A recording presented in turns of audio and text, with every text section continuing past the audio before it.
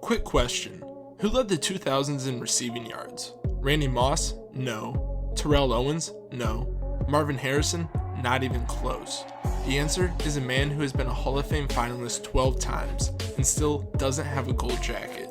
A man who right now holds a stat that no other receiver from the era can claim, and the voters keep finding reasons to look past it.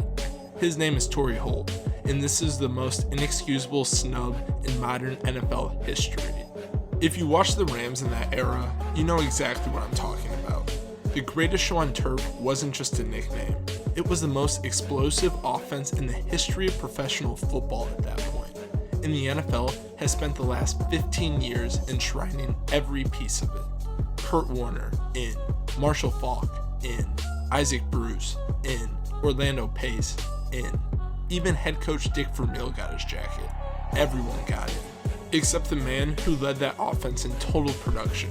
Except the number one receiver on that team for the better part of a decade. Except Torry Holt. Now, you might be thinking he was a system guy. He had Warner throwing him the ball and Marshall Faulk drawing attention. He benefited from the situation. We're going to spend this video destroying that argument. Because Torry Holt didn't just ride the wave of the greatest show on turf. He kept producing long after that wave crashed. And the statistics he put up, the consistency, the streaks, the numbers against elite competition tell a story that no other voters should be able to ignore. This is the case for Torry Holt, and by the end of this video, I think you're going to be as frustrated as I am. Here's something most people don't know.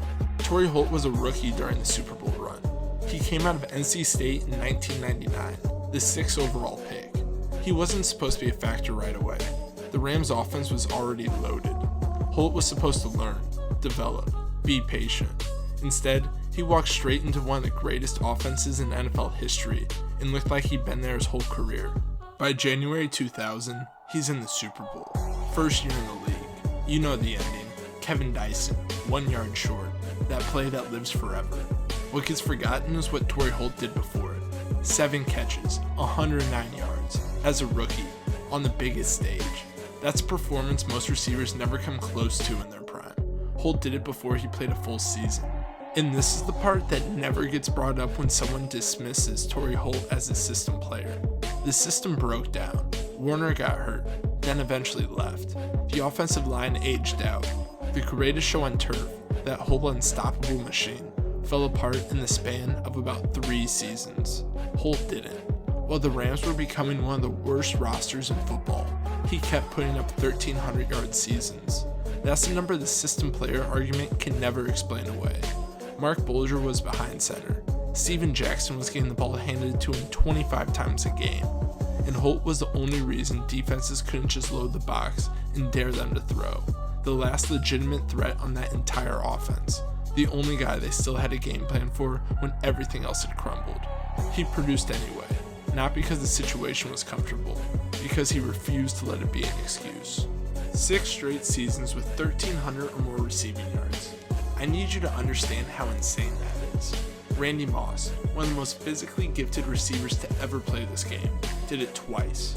Marvin Harrison, who in 2002 set the single-season reception record that stood for over a decade, did it 4 times.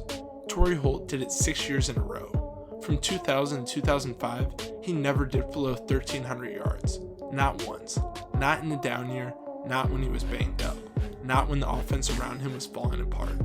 That is not a system player. A system player disappears when the system breaks. Torry Holt kept going. Now here's the thing about Torry Holt that casual fans miss completely. He wasn't big. He wasn't a freak athlete in the way that Randy Moss was a freak athlete. Someone who could simply outrun or outjump the man covering him. Holt was 6 feet tall and about 200 pounds. His route running wasn't flashy. It was precise. There's a difference. Isaac Bruce was the soul of those Rams teams. A big play receiver, the kind of guy who'd disappear and then catch the ball that won you the game. If Bruce was the soul, Holt was the hammer. He didn't beat cornerbacks with speed or size. He beat them with footwork and timing so clean they never saw it coming. So if the case is clear, and I think it is, then why does Torry Holt keep getting passed over? What's actually happening here? Part of it is timing. The the receiver position has produced more Hall of Fame caliber players in a shorter period of time than almost any other position in the sport's history.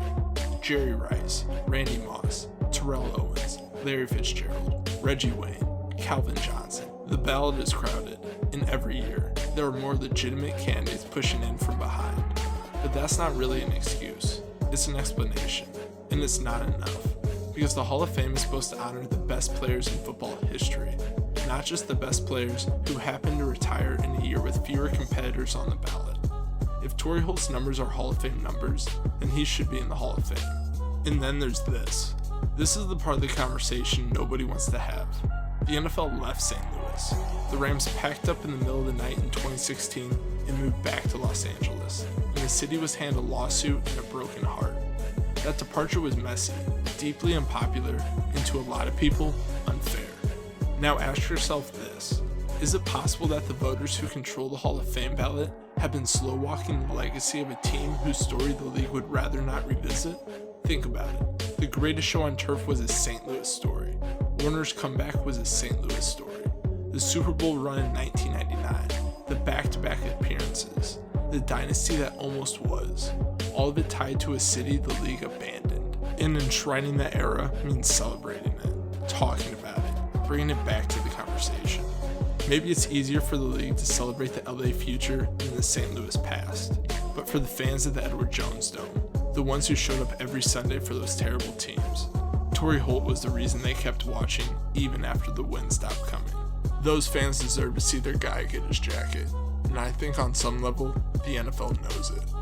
Here's the one stat I want to leave you with. The NFL's official all-decade team for the 2000s named the 10 best players at every position. The pass catchers on that list include some of the greatest receivers and tight ends in the history of the game. Almost every one of them is in Canton. The only one who isn't, Torry Holt. The NFL itself, through its own official recognition, said he was one of the 10 best receivers of his era, and then the Hall of Fame voters spent the next 12 years pretending they hadn't. More receiving yards in the 2000s than Randy Moss, more receptions than Terrell Owens, more production than players who are already in. Torry Holt's career is not a what-if story. He doesn't need you to imagine what might have been if circumstances had been different. He actually did everything the Hall of Fame is supposed to reward. He was dominant, durable, consistent, and clutch at the highest level for the better part of a decade. He led his era, he outlasted his era, and then the voters forgot about his era. That's not a football argument, that's a failure of memory, and it's the job of channels like this one to make sure that memory gets corrected. So here's what I want from you. Is Torry Holt the biggest snub in NFL history, or do you think voters actually have a case?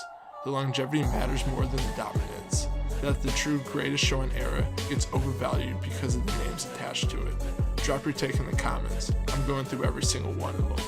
And if this one hit home, if you learned something, or if this reminded you of a player you had forgotten, subscribe. We're not running out of stories to tell. There are more forgotten legends, more Hall of Fame snubs, more cases that history got wrong. This is the Game Day Giants. We'll see you in the next one.